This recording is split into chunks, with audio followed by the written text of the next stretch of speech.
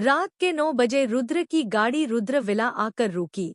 वो जल्दी से गाड़ी से बाहर निकला और अंदर की तरफ भागा। वो जल्दी घर आना चाहता था। मन में आस्था को देखने की बेकरारी थी, पर लास्ट मोमेंट पर उसकी एक मीटिंग आ गई जिस वजह से वो जल्दी घर नहीं आ पाया। रुद्र जल्दी से अंदर आया और इधर उधर देखने लगा, पर उसे आस्था कहीं दिखाई नहीं दी। उसे लगा वो सो गई होगी, तो वो वहीं सोफे पर बैठ गया। तभी राजू, जिसने गाड़ी की आवाज सुन ली थी, वो जल्दी से उसके लिए पानी का गिलास ले आया। रुद्र ने उससे पानी का गिलास लिया और पी लिया। फिर उसे देखते हुए बोला, रुद्रा, आस्था जी कहाँ है? राजू, वो साहब, दीदी अपने रूम में है। रुद्र ने हाँ में गर्दन हिलाई और फिर बोला, रुद्रा, डिनर किया उन्होंने? राजू, नहीं, दीदी ने डिनर नहीं किया। रुद्र, क्या? पर क्यों? राजू, हमने पूछा था तो बोले कि अभी भूख नहीं। यह बोल राजू गिलास लेकर वहां से चला गया। वहां रुद्र जल्दी से उठा और ऊपर अपने कमरे की तरफ जाते हुए खुद में बड़बड़ाया, रुद्र, इतना लेट हो गया। आस्था जी ने अभी तक खाना नहीं खाया। क्या उनकी तबीयत ठीक है? आस्था की तबीयत का सोच रुद्र जल्दी से अपने रूम की तरफ गया। उसका दिल बेचैन सा गया, यह सोचकर कि आस्था की तबीयत खराब तो नहीं, पर वो जैसे ही रूम में पहुंचा, बेचैन दिल में कतरा कतरा सुकून भरने लगा। चेहरे पर एक प्यारी सी मुस्कान आ गई, क्योंकि सामने वो बेड पर खुद में सिमट कर सोई हुई थी, उसकी दुश्मन जान। रुद्र धीरे से चलकर बेड के पास आया। यहाँ आस्था बिल्कुल सिकुड़ कर लेटी सो रही थी। इस समय वो एक छोटी सी बच्ची की तरह लग रही थी, जिसे देख रुद्र के चेहरे पर प्यारी सी मुस्कान आ गई। तभी रुद्र की नजर आस्था के गालों पर गई। यहाँ आंसुओं के निशान थे, मतलब वो रो रही थी। रुद्र को यह देख बहुत बुरा लगा। वो उसे हंसते मुस्कुराते हुए देखना चाहता था, उसको हर खुशी देना चाहता था, पर उसे पता था कि आस्था को उसे अपनाने और उसके साथ आगे बढ़ने के लिए टाइम लगेगा। रुद्र ने आस्था के पास वहीं बेड पर बैठ गया और धीरे से उसके बालों को सहलाने लगा। रुद्र के स्पर्श से आस्था के चेहरे पर नींद में भी एक प्यारी सी मुस्कान आ गई। रुद्र ने झुककर धीरे से बहुत प्यार से आस्था को सहलाने लगा। रुद्र के स्पर्श से आस्था के चेहरे पर नींद में भी एक प्यारी सी मुस्कान आ गई। रुद्र ने झुककर धीरे से बहुत प्यार से आस्था के माथे पर किस किया और फिर उठकर कबर्ड से अपने कपड़े लेकर बाथरूम में चला गया। कुछ टाइम बाद रुद्र फ्रेश होकर रूम में आया तो देखा आस्था अभी भी सो रही थी। रुद्र बेड की तरफ बढ़ गया। वो बेड पर आस्था के पास बैठ गया और उसे उठाते हुए बोला, रुद्रा, आस्था, उठिए, आपने डिनर नहीं किया, पहले कुछ खा लीजिए फिर सो जाना। रुद्र की आवाज सुनकर आस्था कसमसा कर अपनी आंखें खोल देती है, पर रुद्र को अपने पास बेड पर बैठा देख वो जल्दी से उठकर बैठ जाती है। उसे थोड़ा असहज महसूस हो रहा था। रुद्र उसे ही देख रहा था। उसने देखा कि आस्था थोड़ी असहज महसूस कर रही है, तो वो उठकर खड़ा हो गया और बोला, रुद्रा, आप फ्रेश हो जाइए, मैं तब तक डिनर रूम में मंगवाता हूँ। आस्था ने हाँ में गर्दन हिलाई और उठकर बाथरूम की तरफ बढ़ गई। रुद्र ने सर्वेंट को फोन कर डिनर रूम में लाने को ही बोल दिया। कुछ देर में सर्वेंट खाना लेकर रूम में आया और टेबल पर रख कर चला गया। रुद्र भी वही सोफे पर बैठ गया और आस्था के आने का वेट करने लगा। थोड़ी देर में आस्था भी आकर उसके पास बैठ गई। रुद्र दोनों के लिए खाना सर्व करने लगा, पर आस्था ने उसे रोक दिया और उसके हाथ से चम्मच लेते हुए बोली, आस्था, मैं करती हूँ, आप रहने दीजिए। रुद्र ने ज्यादा कुछ नहीं कहा, बस चम्मच आस्था को दे दिया। आस्था ने पहले रुद्र के लिए एक प्लेट में खाना सर्व किया और फिर खुद की प्लेट में वहीं रुद्र का पूरा ध्यान तो बस आस्था पर था, जो पूरे ध्यान से खाना सर्व कर रही थी। पर तभी रुद्र की नजर अपनी प्लेट पर गई, जिसमें बहुत ही अच्छे तरीके से खाना सर्व किया हुआ था। यह देख रुद्र मुस्कुरा दिया, पर तभी उसने आस्था की प्लेट की तरफ देखा। आस्था की प्लेट देख उसने एक बार फिर अपनी प्लेट की तरफ देखा। रुद्र की प्लेट के मुकाबले आस्था की प्लेट में आधा ही खाना था। रुद्र ने आस्था की तरफ देखा और बोला, रुद्र इतना कम खाना क्यों लिया? आस्था ने उसकी तरफ देखा और बोली, आस्था हम इतना ही खाते हैं। आस्था की बात सुनकर रुद्र ने अपनी प्लेट से खाना लिया और आस्था के मुंह की तरफ बढ़ाते हुए बोला, रुद्र इतना कम खाती है तभी तो इतनी पतली सी है कि अभी एक तेज का हवा झोंका आए और आप उड़ जाओ। यह बोल वो उसके मुंह के आगे खाना कर देता है। आस्था ने पहले उसके हाथ को देखा जिसमें खाना था, फिर उसके चेहरे को। रुद्र ने उसे आंखों से ही खाने को कहा तो आस्था ने उसे देखते हुए धीरे से अपना मुंह खोल दिया। रुद्र ने उसे खिलाकर खुद भी खाने लगा। आस्था भी चुपचाप अपनी प्लेट में से खाना खाने लगी। रुद्र खाते हुए उसे ही देख रहा था, जो चुपचाप सिर झुकाए अपना खाना खा रही थी। रुद्र यही सोच रहा था कि क्या वो दोनों कभी नॉर्मल पति पत्नी की तरह रह सकते हैं। दोनों ने चुपचाप अपना डिनर किया। आस्था बर्तन उठाकर जाने लगी, पर रुद्र ने उसे रोकते हुए बोला, रुद्र आप रहने दीजिए, सर्वेंट ले जाएगा। आस्था ने उसकी तरफ देखा और बोली, आस्था कोई बात नहीं, मैं रख आती हूँ। यह बोल वो बर्तन लेकर रूम से नीचे चली गई। रुद्र ने उसे देखा और फिर अपना लैपटॉप लेकर सोफे पर बैठ गया। कुछ देर बाद आस्था रूम में आई तो रुद्र को काम करता देख वो बाथरूम में चली गई। रुद्र ने एक नज़र बाथरूम के बंद दरवाजे को देखा और फिर अपना काम करने लगा।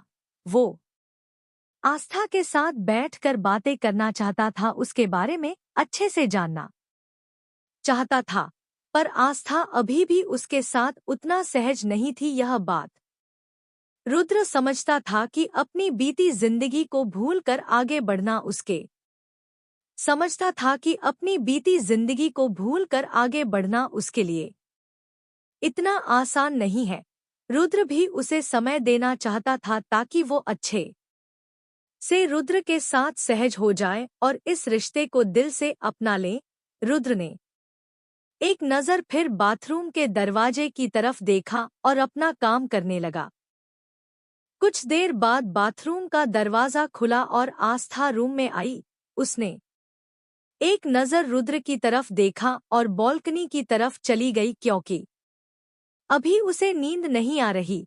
आस्था बालकनी में आई और वहां लगे झूले पर बैठ आसमान की तरफ देखने लगी।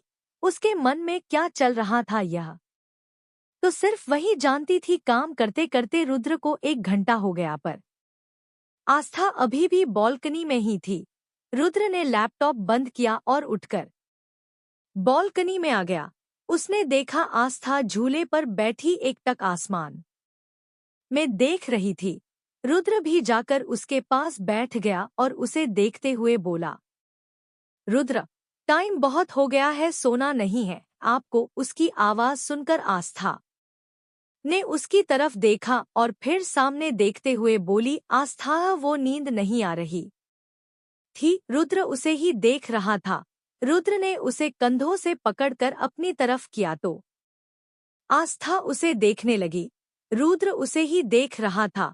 रुद्र उसकी आंखों में देखते हैं बोला, रुद्रा मैं जानता हूँ इस रिश्ते को अपनाने के लिए, इस रिश्ते में आगे बढ़ने के लिए हम दोनों को ही टाइम लगेगा, पर अगर हम कोशिश नहीं करेंगे तो यह कैसे होगा? मैं यह नहीं कह रहा कि हम बिल्कुल एक पति पत्नी की तरह इस रिश्ते को शुरू करें, पर एटलीस्ट हम एक दोस्त की तरह तो बात कर सकते हैं। एक दोस्त की तरह एक दूसरे से अपने मन की बातें बोल सकते हैं। पर अगर आप इसी तरह चुपचाप रहेगी, मुझसे कुछ बात ही नहीं करेंगी तो मैं कैसे समझेंगा कि आपके मन में क्या चल रहा है।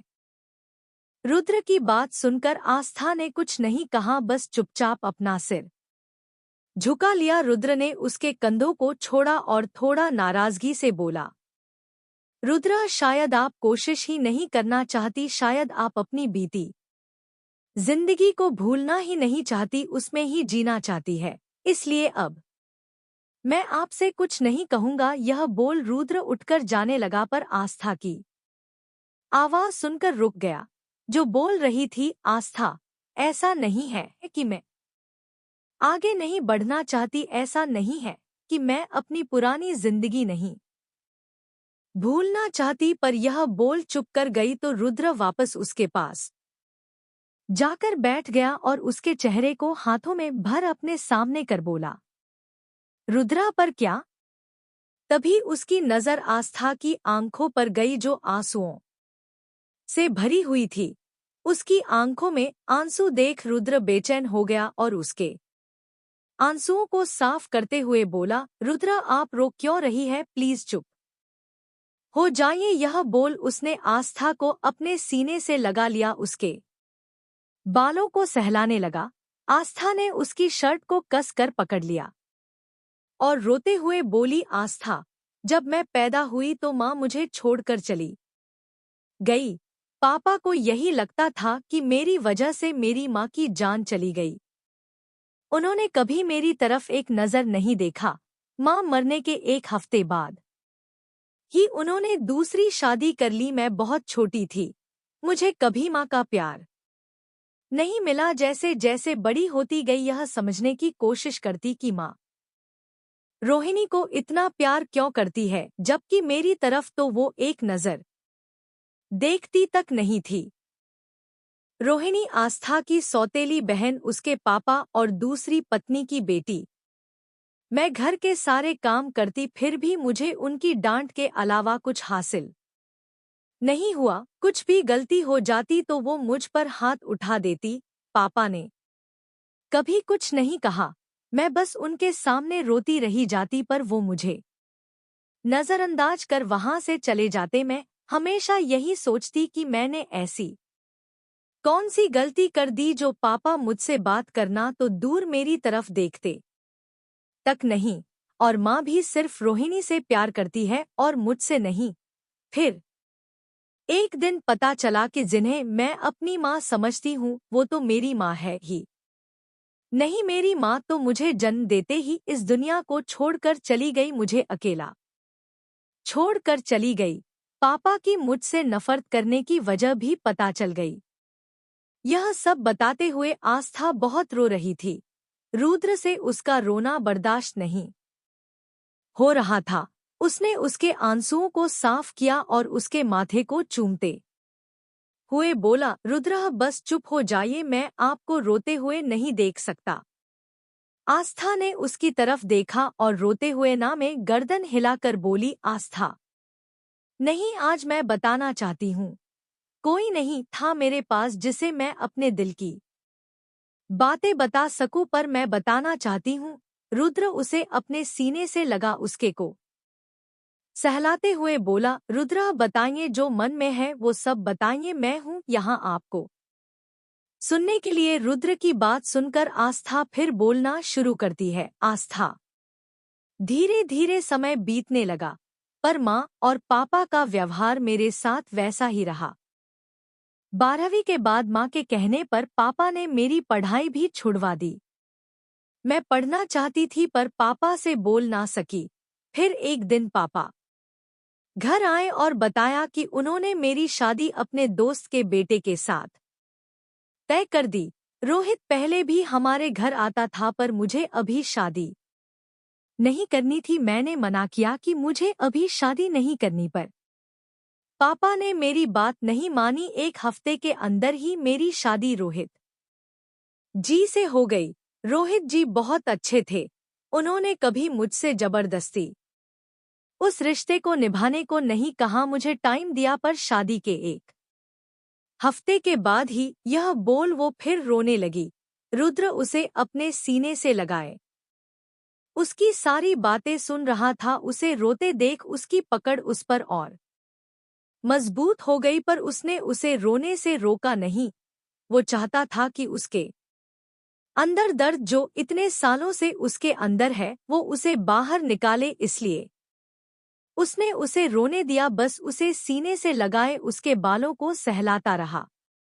तभी आस्था फिर बोली। आस्था, शादी के एक हफ्ते बाद वो सुबह घर से निकले, यह बोलकर कि वो किसी काम से जा रहे हैं। मैंने उन्हें रोका कि वो मत जाए, क्योंकि मुझे उस दिन कुछ अच्छा नहीं लग रहा था, बहुत बेचैनी हो रही थी। पर उन्होंने मेरी बात नहीं मानी और जल्दी आने का बोल चले गए। शाम को लक्ष्य को एक फोन कॉल आया तो वो घबराते हुए घर से चला गया। सब लोग बहुत परेशान थे। लगभग 2 घंटे बाद एक एम्बुलेंस घर के बाहर आकर रुकी। उस में से लक्ष्य बाहर आया और उसके साथ 2 बोर्ड बॉय एक डेड बॉडी को लेकर बाहर निकले। हम सब बहुत परेशान थे। क्या हुआ? माजी लक्ष्य से पूछ रही थी कि वो किसकी डेड बॉडी है, पर लक्ष्य कुछ नहीं बोला। तभी माजी ने आगे बढ़कर उनके चेहरे से पकड़ हटा दिया। उन्हें इस तरह देख मैं आगे उससे बोला ही नहीं जा रहा था। वो बस रोए जा रही थी।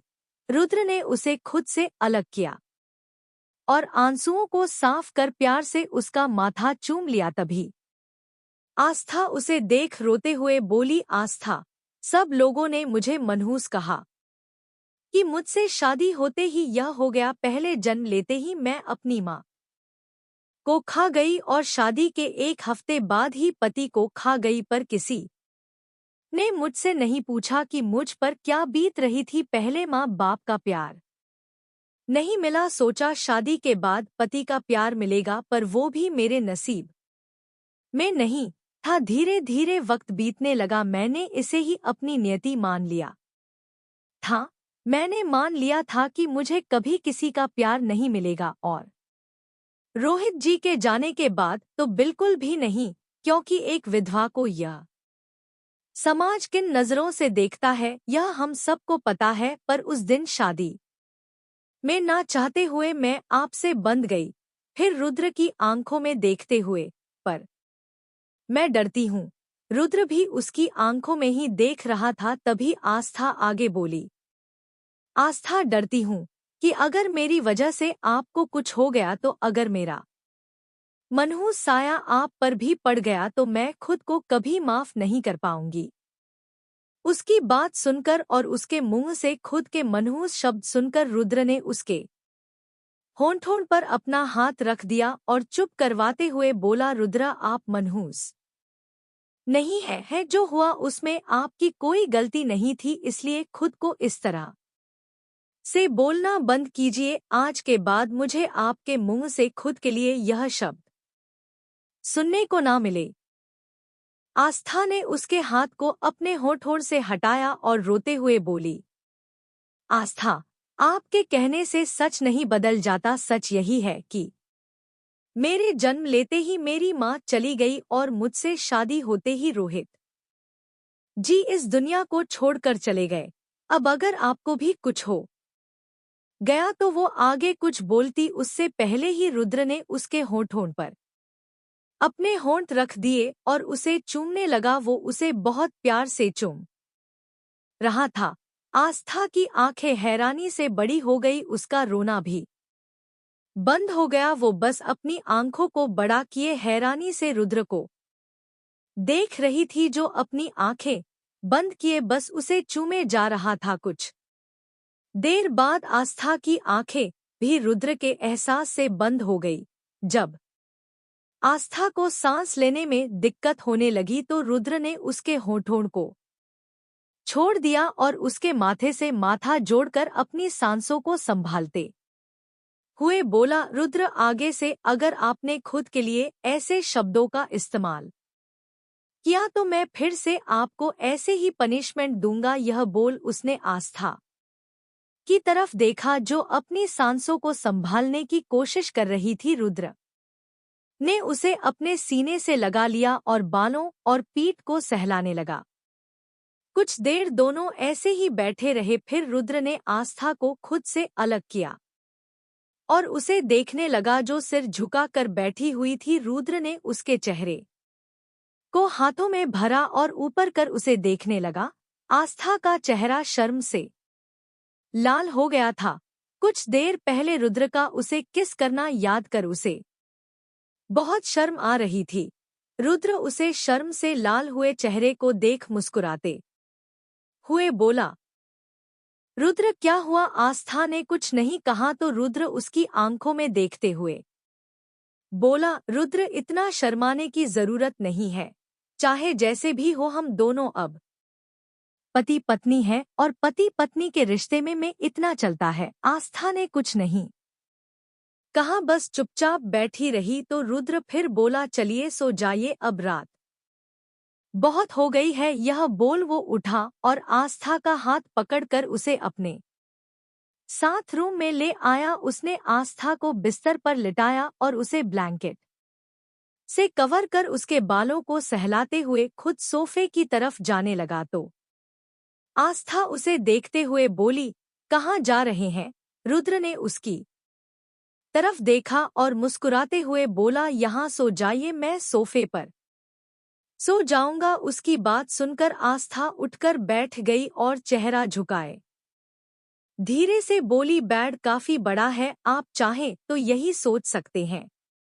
रुद्र कोई बात नहीं, मैं सोफे पर सो जाऊंगा, आप आराम सो जाइए। उसकी बात सुनकर आस्था ने उसकी तरफ देखा और बोली, आपने ही कहा था कि हम पति पत्नी हैं, तो हम एक बेड पर सो सकते हैं। उसकी बात सुनकर अब रुद्र कुछ नहीं बोला, बस चुपचाप बेड पर दूसरी साइड आकर लेट गया। आस्था भी अपनी जगह पर लेट गई और कुछ देर में सो गई। कुछ बाद जब रुद्र को लगा कि वो सो गई है तो वो धीरे से उसके करीब आया और उसे अपनी बाहों में भर उसका माथा चूमते हुए बोला, रुद्र बहुत जल्द पूरे हक और पूरे मन से आप मुझे अपने पास सोने के लिए कहेंगी? यह बोल वो उसने अपनी आंखें बंद कर ली और वो भी नींद के आगोश में चला गया। सुबह का समय रुद्र की आंखें खुली तो नजरें सीधा अपनी बाहों में सिमट कर सोई आस्था पर गई, जो उसके सीने से लगी बहुत सुकून से सो रही थी। सोते हुए वो बहुत ही मासूम और प्यारी लग रही थी, बिल्कुल किसी छोटे बच्चे की तरह। रुद्र ने कुछ पल उसके मासूम चेहरे को निहारा और फिर प्यार से उसका माथा चूम उसे अच्छे से बिस्तर पर लिटाकर खुद उठकर बाथरूम में चला गया। फ्रेश होने के बाद वो रूम में आया और एक आस्था को देख जो अभी भी सोई हुई थी, वो अपने जिम रूम में चला गया। उसके जाने के लगभग आधे घंटे बाद आस्था की नींद खुली। उसने उठकर बैठ गई। रात की बातें याद आते ही वो थोड़ी उदास हो गई, पर उसे रुद्र का उसे किस करना याद आया। यह याद आते ही आस्था का हाथ खुद ब खुद उसके होंठों पर चला गया। उसके गाल लाल हो गए। उसने अपनी उंगलियों के पोरों से अपने होंठों को छुआ लिया और याद करने लगी कैसे रुद्र ने उसे किस किया था। यह एहसास उसके लिए पहली बार थे, क्योंकि भले ही उसकी शादी रोहित से हुई थी, पर उन दोनों के बीच कभी पति पत्नी का रिश्ता नहीं बना था। यहाँ तक कि कभी किस भी नहीं हुआ था।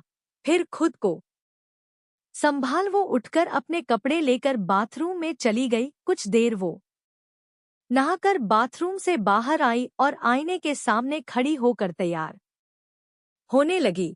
तभी रुद्र जिम से वापस आया, पर आस्था को देखते ही उस के कदम दरवाजे के पास ही रुक गए और वो एकटक आईने के सामने खड़ी आस्था को देखने लगा, जिसने बोतल ग्रीन कलर की साड़ी मैचिंग ब्लाउज पहन रखा था और हाथों में मैचिंग चूड़ियां, मांग में सिंदूर और गले में वही चेन जो रुद्र ने उसे मंगलसूत्र की जगह पहनाई थी। आंखों में काजल, होठों पर हल्की गुलाबी लिपस्टिक। रुद्र को पता ही नहीं चला कब उसके कदम आस्था की तरफ बढ़ गए। वो आस्था के पास जाकर एकदम उसके पीछे खड़ा हो गया। तभी आस्था की आईने में थे रुद्र पर गई जो एकटक बिना पलके झपकाए उसे देख रहा होता है। आस्था उसकी तरफ घूमकर नजरें झुकाए धीरे से बोलती है, आस्था कुछ चाहिए आपको? उसकी आवाज सुनकर रुद्र होश में आता है। जो अब तक उसे देखने में बिजी था वो आस्था को देखता है जो चेहरा झुकाए उसके सामने खड़ी थी।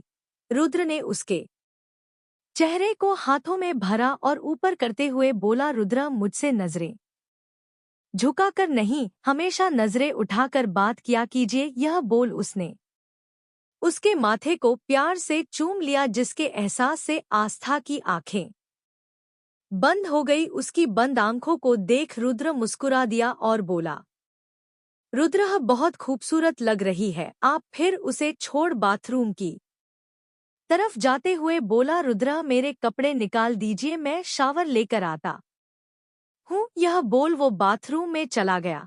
दरवाजा बंद होने की आवाज सुनकर आस्था ने अपनी आंखें खोली, जो अभी भी रुद्र के एहसास से अपनी आंखें बंद किए खड़ी थी। उसने बाथरूम के दरवाजे की तरफ देखा और फिर अपने सीने पर हाथ रख अपनी तेज चलती धड़कनों को महसूस करते हुए खुद से बोली, आस्था यह हमें क्या हो जाता है? इनके करीब आते ही दिल इतना तेज क्यों धड़कने लगता है?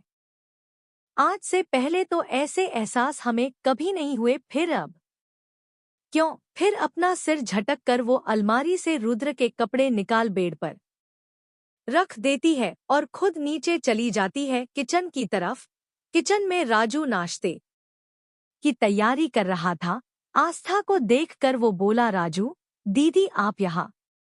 आस्था, क्यों हम नहीं आ सकते? राजू, अरे नहीं दीदी, वो तो उसकी बात को बीच में काटते हुए आस्था बोली, आस्था हम मजाक कर रहे हैं, लाइए हम नाश्ता बनाते हैं, आप बाकी का काम देख लीजिए। राजू, जी दीदी।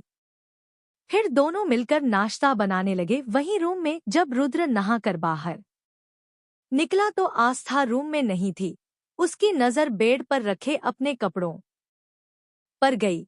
कपड़े देख वो मुस्कुरा दिया और उन्हें लेकर पहनने लगा। वहीं नीचे आस्था राजू के साथ मिलकर डाइनिंग टेबल पर नाश्ता लगा रही थी जब घर की डोर बेल बजी। सर्वेंट ने दरवाजा खोला तो सामने खड़ी रुद्र की दादी, उसकी चाची और माँ वसुंधरा खड़े थे। सर्वेंट ने सिर झुकाकर उन्हें ग्रीट किया। तीनों अंदर आ गई। तभी आस्था जो डाइनिंग टेबल पर नाश्ता लगा रही थी, उसकी नजर उन लोगों पर गई तो वो उन्हें देखने लगी। वसुंधरा जी को छोड़ बाकी सभी चेहरे उसके लिए अनजान थे। वसुंधरा रुद्र की माँ है यह उसे पता था, पर बाकी दोनों को वो नहीं पहचानती थी। पर राजू जो उसके पास ही खड़ा था उसने सबको पहचान लिया था। वो जल्दी से दादी की तरफ बढ़ा और बोला, राजू बड़ी मालकिन आप यहाँ? दादी कुछ बोलती उससे पहले ही वसुंधरा जी बोली, वसुंधरा जी क्यों? अब हमें यहाँ आने के लिए तुम लोगों की इजाजत लेनी होगी। भूलो मत यह घर मेरे बेटे का है, इसलिए हम जब चाहे यहाँ आ सकते हैं, हमें किसी की परमिशन की जरूरत नहीं। यह बोलते हुए उनकी नजरें लगातार आस्था को घूर रही थी। वहीं रुद्र जो सीढ़ियों से नीचे आ रहा था, उनकी बात सुनकर अपनी सख्त और भारी आवाज में बोला, रुद्र पर यहाँ पर आपका कोई बेटा नहीं रहता। यहाँ तक मुझे याद है मेरे माँ बाप दोनों इस दुनिया में नहीं है, इसलिए आपको किसी अनजान के घर आने से पहले परमिशन जरूर लेनी चाहिए। यह बोलते हुए वो आकर आस्था के पास खड़ा हो गया, जो उसकी आवाज सुनकर उसकी तरफ ही देख रही थी। उसने आस्था का हाथ पकड़ लिया और अपनी माँ को घूरने लगा। वहीं वसुंधरा जी भी उसे गुस्से में घूर रही थी। वहीं उसकी बात सुनकर दादी जी बोली, दादी जी तो क्या हमें भी यहाँ आने के लिए परमिशन लेनी होगी? उनकी बात सुनकर रुद्र ने उनकी तरफ देखा और बोला, रुद्र आप मेरी दादी है और आपका पूरा हक है इस घर पर, आप जब चाहे यहाँ आ सकती है दादी जी, इसीलिए आपने हमें बताना भी जरूरी नहीं समझा और शादी कर ली। रुद्र आस्था का हाथ पकड़े उनके सामने जाकर खड़ा हो गया और उन्हें देखते हुए बोला, रुद्र मैं आपको बताना चाहता था पर हालात ही कुछ ऐसे थे जिससे बताने का मौका नहीं मिला, पर हम आज आपके पास आने वाले थे आपका आशीर्वाद लेने के लिए। उसकी बात सुनकर दादी जी मुस्कुरा दी। तभी रुद्र ने आस्था को इशारा किया तो दोनों ने एक साथ दादी जी का आशीर्वाद लिया। दादी ने दोनों के सिर पर प्यार से हाथ रखा और उन्हें आशीर्वाद दिया। फिर रुद्र ने अपनी चाची का भी आशीर्वाद लिया तो चाची जी आस्था के गाल को प्यार से छू कर बोली, चाची बहुत प्यारी बच्ची है, अगर हम चाहते तो भी हमारे रुद्र के लिए ऐसी पत्नी नहीं ढूंढ सकते थे, बिल्कुल चांद का टुकड़ा है। यह बोल उन्होंने प्यार से आस्था का माथा चूम लिया। उनकी हाँ में हाँ मिलाते हुए दादी ने प्यार से उसका सिर पर हाथ फेरा और बोली, दादी जी यह तो आपने सच कहा मालती बहू, रुद्र ने हमें पोता बहू तो बहुत प्यारी ढूंढ कर दी है। वहीं उनका इतना प्यार देखकर आस्था की आंखें नम हो गई। रुद्र जो प्यार से आस्था की तरफ देख रहा था, उसने जब आस्था की नम आंखें देखी तो परेशान हो गया और जल्दी से उसका चेहरा हाथों में भर कर बोला, रुद्र क्या हुआ, आप रो क्यों रही है? आस्था ने कुछ नहीं कहा, बस भरी आंखों से उसकी तरफ देखती रही। उसे रुद्र की आंखों में अपने लिए फिक्र दिखाई दे रही थी। यह देख वो और भावुक हो गई और उसकी आंखों से आंसू लुढ़क कर उसके गालों पर आ गए। यह देख रुद्र और बेचैन हो गया और उसके आंसुओं को साफ करते हुए बेचैनी और बेसब्री से बोला, रुद्र आस्था बताइए ना क्या हुआ बच्चे, आपको पता है ना मैं आपकी आंखों में आंसू नहीं देख सकता। आस्था ने उसकी तरफ देखा और हल्का सा मुस्कुरा कर बोली, आस्था कुछ नहीं, बस आज तक कभी इतना प्यार नहीं मिला, इसलिए चाची और दादी माँ का प्यार देख आंखें भर आई। उसका बात सुनकर रुद्र ने उसे अपने सीने से लगा लिया और उसके बालों को सहलाते हुए बोला, रुद्र आज के बाद खुशी के हो या गम के मुझे आपकी आंखों में आंसू नहीं देखने, मैं बस आपको हमेशा खुश देखना चाहता हूँ और मैं पूरी कोशिश करूंगा कि आपको यहाँ पर हर वो खुशी मिले जो आप डिजर्व करती है। दादी और चाची उन दोनों को ही देख रही थी, खासकर रुद्र को। उसकी आंखों में आस्था के लिए प्यार और प्रवाह वो दोनों देख सकती थी। दोनों ने एक दूसरे की तरफ देखा और मुस्करा दी। वहीं वसुंधरा जी उन दोनों को गुस्से में घूरते हुए मन में बोली, वसुंधरा जी हाँ बहुत जल्द तुम्हें इस लड़की से अलग करूंगी और तुम्हें भी तुम्हारे बाप के पास पहुंचाऊंगी। मेरी बेइज्जती की है ना तुमने, देखना इस बेइज्जती का बदला कैसे लेती हूँ तुमसे मैं, रुद्र प्रताप सिंह। और फिर तुम्हारा यह घर, यह प्रॉपर्टी, तुम्हारा बिजनेस सब मेरा होगा, सिर्फ वसुंधरा का। यह सोचते हुए उनके चेहरे पर एक शैतानी मुस्कान आ गई। वहीं उनके इरादों से अनजान रुद्र और आस्था अभी भी एक दूसरे की बाहों में खड़े थे। तभी दादी जी झूठ मूठ का खांसी जिसकी आवाज सुनकर दोनों होश में आए। आस्था जल्दी से रुद्र से अलग हुई और नजरें झुकाए बोली, आस्था आप सब बैठिए, मैं आपके लिए चाय लेकर आती हूँ। यह बोल वो जल्दी से किचन की तरफ चली गई। रुद्र उसे जाते हुए देखता रहा।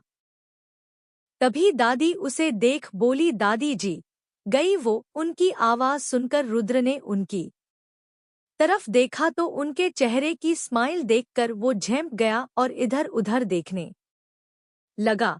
दादी और चाची उसे देख मुस्कुरा दी। रुद्र उनके पास जाकर एक सिंगल सोफे पर बैठ गया और अपना निकाल कर चलाने लगा, पर उसका ध्यान तो किचन की तरफ ही था। यहाँ अभी अभी आस्था गई थी।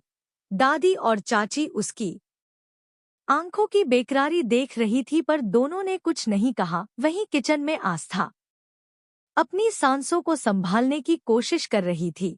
उसने अपने दिल पर हाथ रख कर अपनी धड़कनों को महसूस किया, जो रोलर कोस्टर की तरह भाग रही थी। उसे बहुत शर्म आ रही थी। वो यही सोच रही थी कि दादी और चाची क्या सोचेगी। वो ऐसे कैसे उनके सामने रुद्र की बाहों में खड़ी थी, जबकि ऐसा कुछ भी नहीं था। उसे रोते देख रुद्र बेचैन हो गया था, इसलिए उसे शांत करवाने के लिए उसने आस्था को अपने सीने से लगा लिया था। पर फिर उसने अपने ख्यालों को झटका और रुद्र के लिए कॉफी और बाकी सबके लिए चाय बनाने लगी। वहीं बाहर दादी ने रुद्र की तरफ देखा, जो अपने फोन में ऑफिस के मेल्स चेक कर रहा था।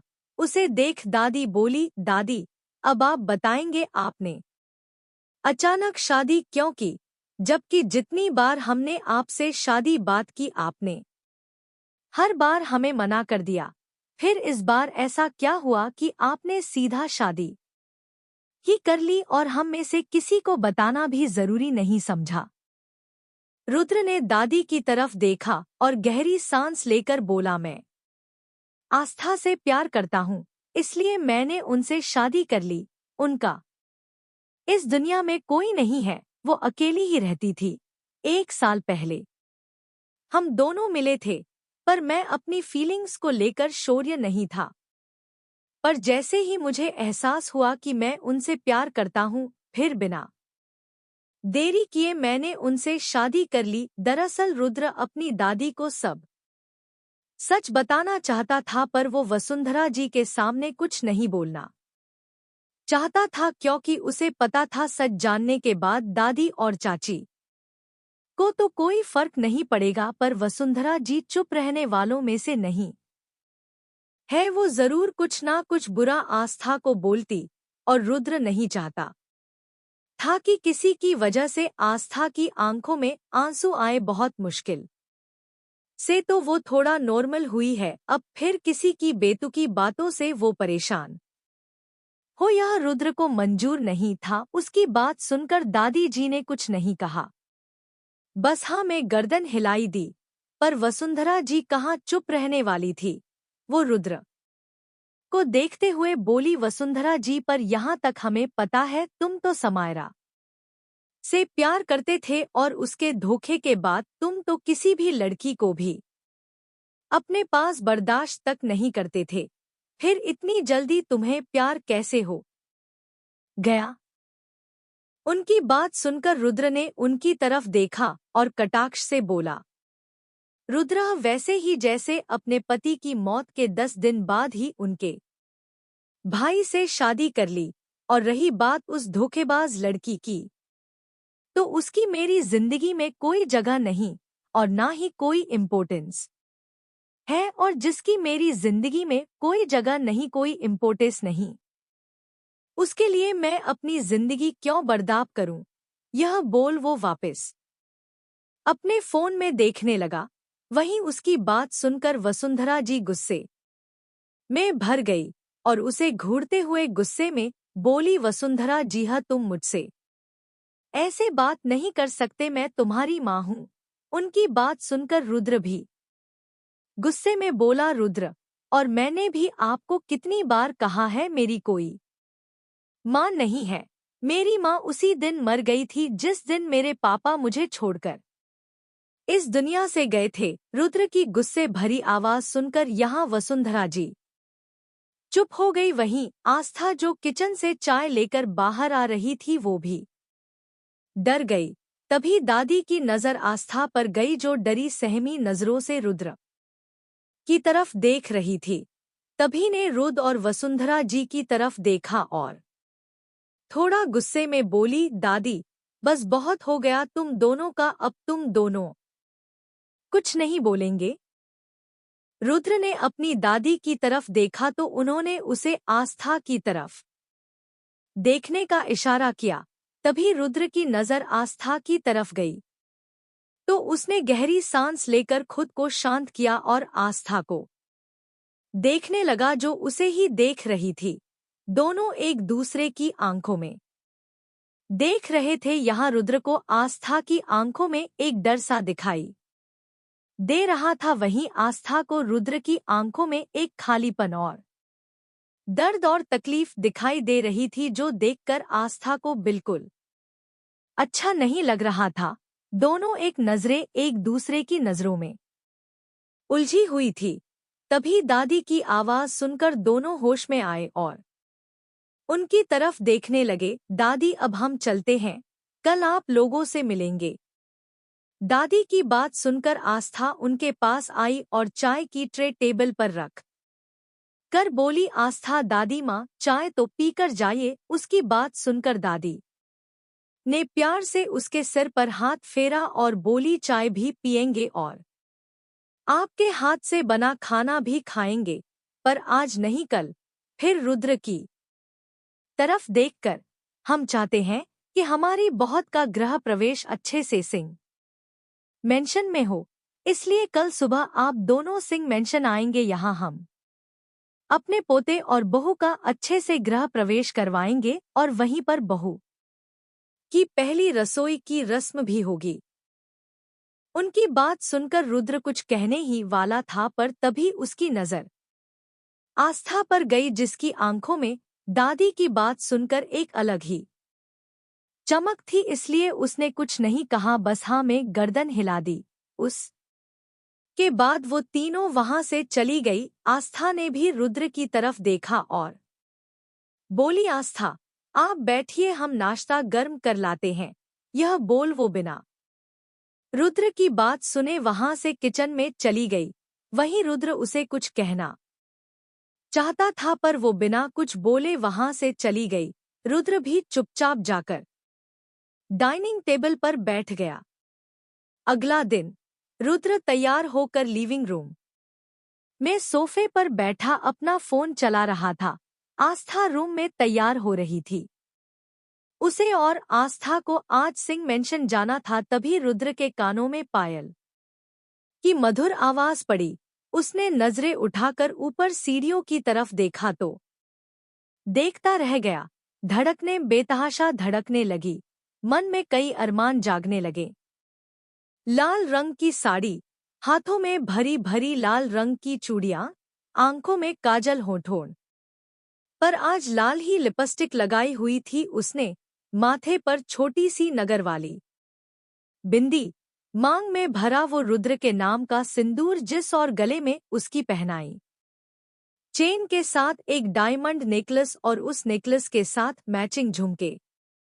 आज बिल्कुल वो नई नवेली दुल्हन की तरह तैयार हुई थी। रंगों से उसका नाता टूट चुका था, पर रुद्र ने फिर उसकी जिंदगी में रंग भर दिए थे।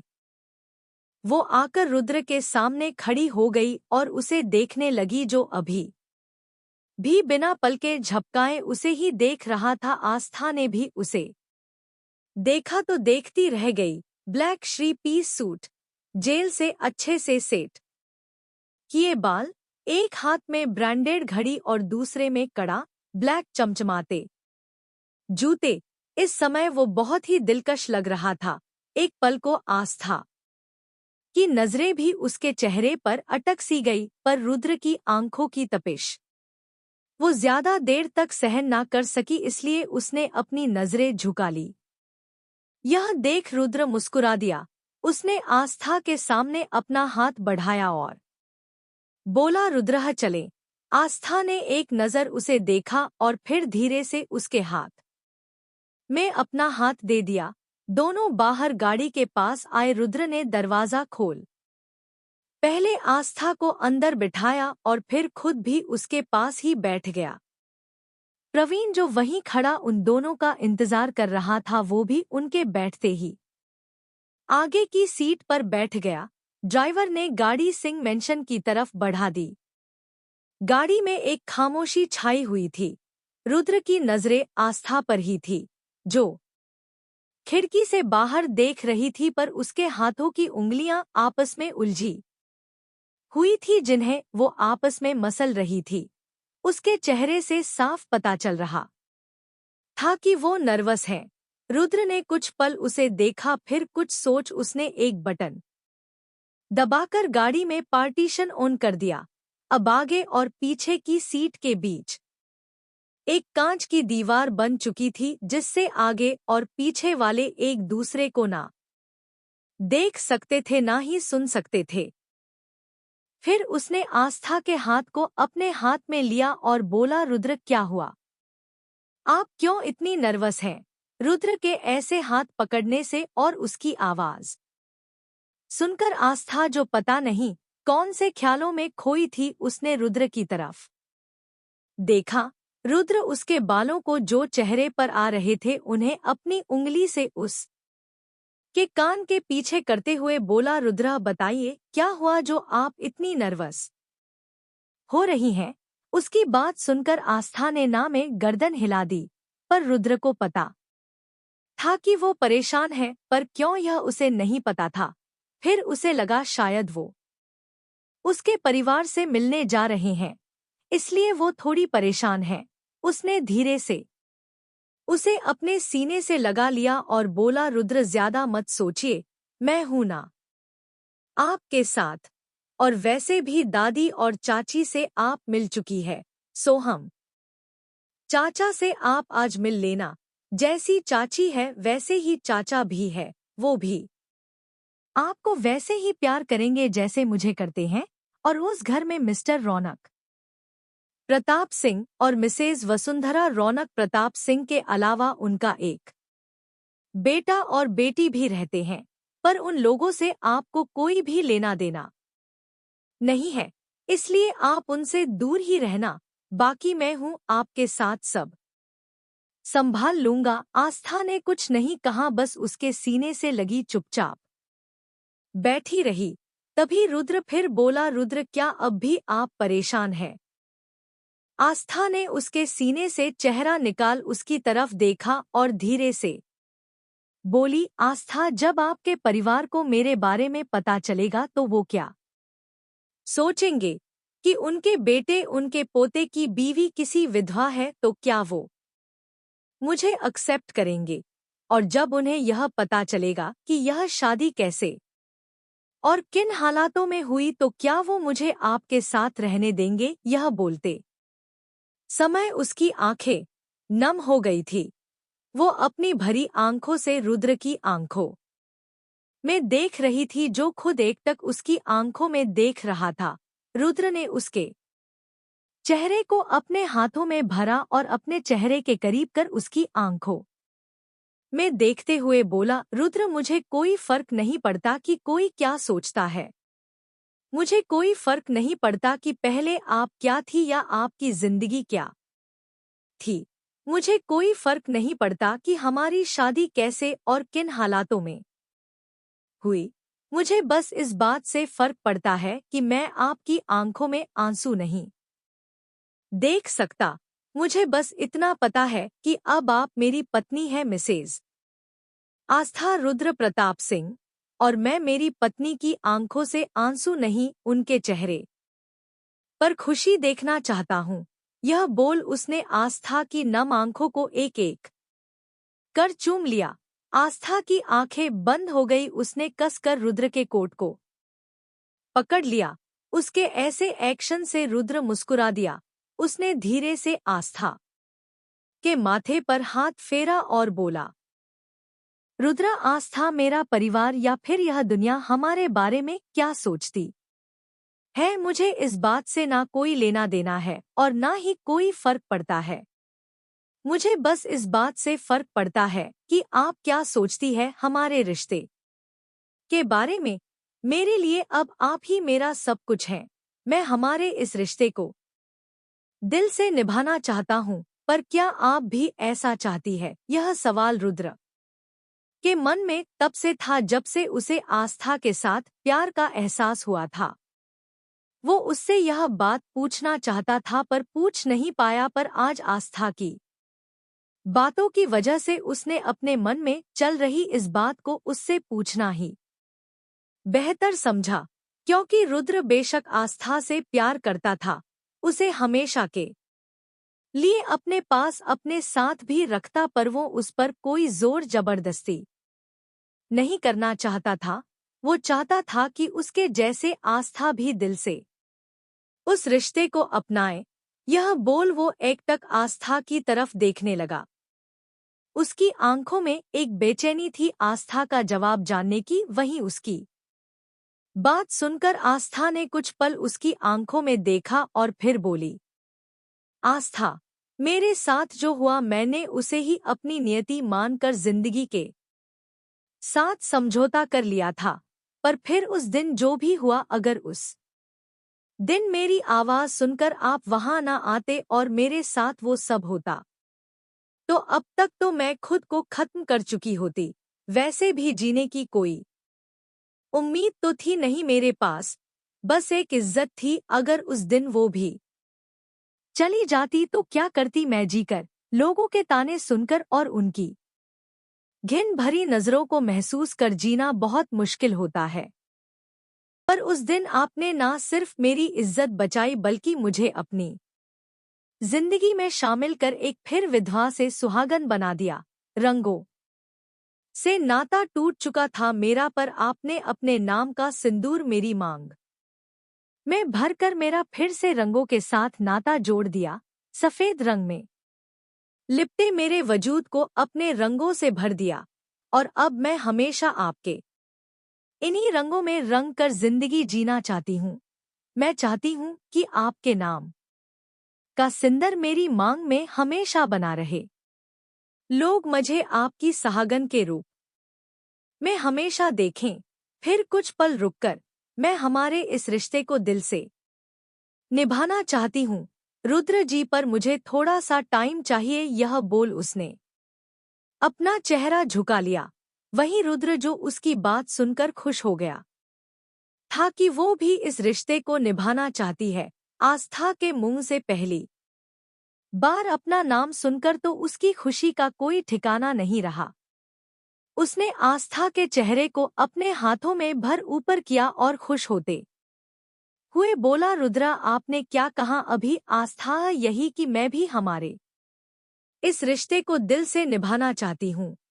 पर तभी उसकी बात बीच में काटते हुए रुद्र बोला, रुद्रा नहीं, यह नहीं। आपने अभी मुझे क्या कहकर पुकारा? उसकी बात सुनकर आस्था ने उसकी तरफ कंफ्यूजन से देखा, पर तभी उसे याद आया कि उसने रुद्र को उसके नाम से पुकारा। यह याद आते ही उसने अपनी नजरें झुका ली। उसे लगा शायद रुद्र को उसका नाम लेना पसंद नहीं आया। पर तभी रुद्र फिर बोला, रुद्र बोलिए ना प्लीज, एक बार बोलिए, आपने मुझे अभी क्या कहकर पुकारा? उसकी बात सुनकर आस्था नजरें झुकाए धीरे से बोली, आस्था। रुद्र जी, उसके मुंह एक बार फिर अपना नाम सुनकर रुद्र खुश हो गया। उसने प्यार और शिद्दत से आस्था का माथा चूम लिया और उसे अपने सीने से लगाकर बोला, रुद्रा आज से आप मुझे मेरे नाम से ही बुलाएंगी। आपके मुंह से अपना नाम और भी ज्यादा प्यारा लगता है। और रही बात हमारे रिश्ते की, तो आपको जितना समय चाहिए आप लीजिए, कोई जल्दी नहीं है। मेरे लिए इतना ही काफी है कि आप भी इस रिश्ते को दिल से निभाना चाहती है। आप मेरे पास है, मुझे और कुछ नहीं चाहिए, बस आप हमेशा ऐसे ही मेरे पास मेरे साथ रहना। मैं पूरी जिंदगी आपका इंतजार कर लूंगा। इसके बाद दोनों कुछ नहीं बोले, बस शांति से एक दूसरे की बाहों में बैठे रहे। आज दोनों के दिलों में सुकून था। रुद्र को तो पहले ही अपने प्यार का एहसास हो चुका था, पर आज आस्था से भी इस रिश्ते को दिल से निभाने की बात सुन कर रुद्र को दुनिया यहाँ का सुकून मिला था। आस्था भी चुपचाप रुद्र की बाहों में बैठी हुई थी। उसे भी अच्छा लग रहा था। उसके दिल में जो था अपने इस रिश्ते को लेकर उसने रुद्र को बता दिया था, तो उसके दिल में भी आज शांति थी। दोनों सिंह मेंशन आने तक वैसे ही एक दूसरे की बाहों में बैठे रहे। कुछ देर बाद उनकी गाड़ी सिंह मेंशन में जाकर रुकी तो दोनों उतरकर अंदर की तरफ बढ़ गए। सबके जाने के बाद आस्था भी नाश्ता गर्म करने किचन में चली गई। रुद्र उससे बात करना चाहता था पर कुछ नहीं बोला और जाकर डाइनिंग टेबल पर बैठ गया। आस्था ने नाश्ता गर्म किया और राजू की मदद से डाइनिंग टेबल पर लगा दिया। रुद्र उसे ही देख रहा था, जो उसके लिए चुपचाप नाश्ता सर्व कर रही थी। फिलहाल रुद्र ने कुछ नहीं कहा और चुपचाप अपना नाश्ता करने लगा। पहला बाइट खाते ही उसके चेहरे पर एक प्यारी सी मुस्कान आ गई। दरअसल आस्था ने दही के साथ आलू के परांठे बनाए थे जो रुद्र को बहुत पसंद थे। अपने पापा के साथ अक्सर वो ऐसा नाश्ता खाता था। उसे ऐसा चटपटा और तीखा खाना पसंद था, इसलिए अक्सर उसके पापा उसके लिए ऐसा नाश्ता बनाते थे। पर अपने पापा के जाने के बाद उसने यह सब खाना बंद कर दिया था, साथ ही तीखा खाना भी छोड़ दिया था। पर आस्था के कारण वो फिर से ऐसा खाना खा रहा था। उसने आस्था की तरफ देखा जो चुपचाप अपना नाश्ता कर रही थी। रुद्र बहुत ध्यान से उसे देख रहा था। उसकी मासूमियत उसके चेहरे और उसकी आंखों में साफ देखी जा सकती थी। कोई कैसे इस लड़की को तकलीफ दे सकता है, कितना कुछ सहा है उसने पहले अपने खुद के पापा और सौतेली माँ का व्यवहार, और फिर शादी के एक हफ्ते बाद ही पति की मौत। इतने दर्द के बाद भी सबको चैन नहीं मिला कि पति के मरने का दोषी भी सबने उसे मान लिया, और तब से अब तक वो अपने ससुराल वालों के ताने सुनती आ रही है। यह तो अच्छा हुआ कि उस दिन रुद्र वहां आ गया, वरना पता नहीं उस दिन उस बेचारी के साथ क्या हो जाता। रुद्र ने अब ठान लिया था कि इस खूबसूरत और मासूम सी दिखने वाली लड़की को, जो अब उसकी बीवी है, उसे हमेशा खुश रखेगा और उसे हर वो खुशी देगा जिसकी वो हकदार है और जिससे वो आज तक वंचित रही है। रुद्र यही सब सोच रहा था और एकटक आस्था को देख रहा था। तभी आस्था की नजर उस पर गई तो उसने देखा कि रुद्र बिना पलक झपकाए एकटक उसे ही देख रहा है। उसकी प्लेट में नाश्ता वैसे ही पड़ा था। यह देख आस्था बोली, क्या हुआ, आपको नाश्ता पसंद नहीं आया? उसकी बात सुनकर रुद्र अपने ख्यालों से बाहर आया और उसे देखकर बोला, नहीं, नाश्ता बहुत अच्छा बना है।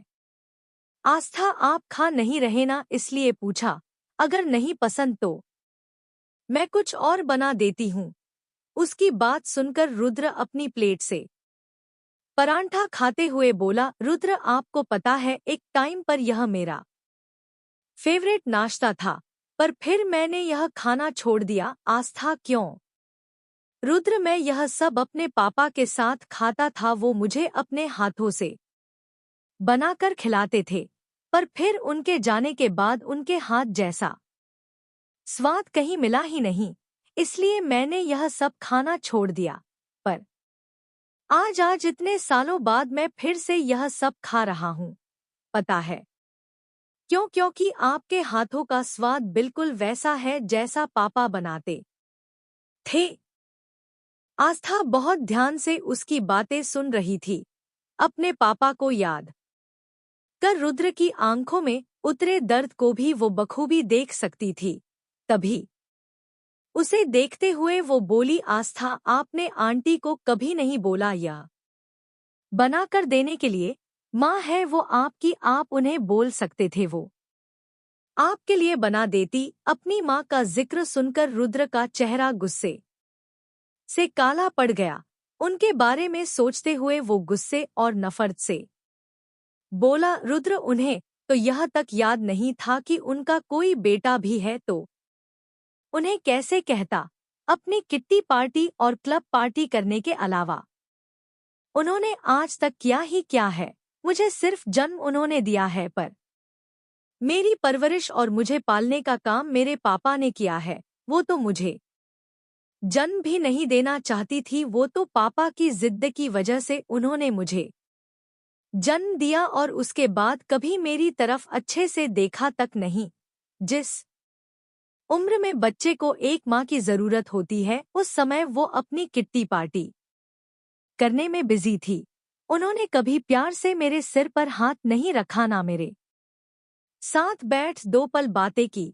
कभी उन्होंने मुझे अपने सीने से नहीं लगाया। इसलिए माँ की ममता क्या होती है यह तो मुझे पता ही नहीं। यहाँ तक कि मेरे पापा के मरने के 10 दिन बाद ही उन्होंने दूसरी शादी कर ली और अपने दूसरे पति के साथ हंसी खुशी रहने लगी। उन्होंने कभी पलटकर यह तक नहीं देखा कि उनका एक बेटा भी है। नफरत है मुझे उनसे, बेहद नफरत। यह सब बोलते समय रुद्र की आंखों में गुस्से और नाराजगी के साथ एक दर्द भी था। रुद्र का दर्द देखकर आस्था को कुछ समझ नहीं आया कि वो क्या बोले। वो बस खड़ी हुई और रुद्र को अपने सीने से लगा लिया। रुद्र ने भी उसकी कमर के इर्द गिर्द अपनी बाहें लपेट दी और अपना चेहरा उसके पेट में छुपा लिया। आस्था उसके बालों को सहलाते हुए उसे शांत करवा रही थी।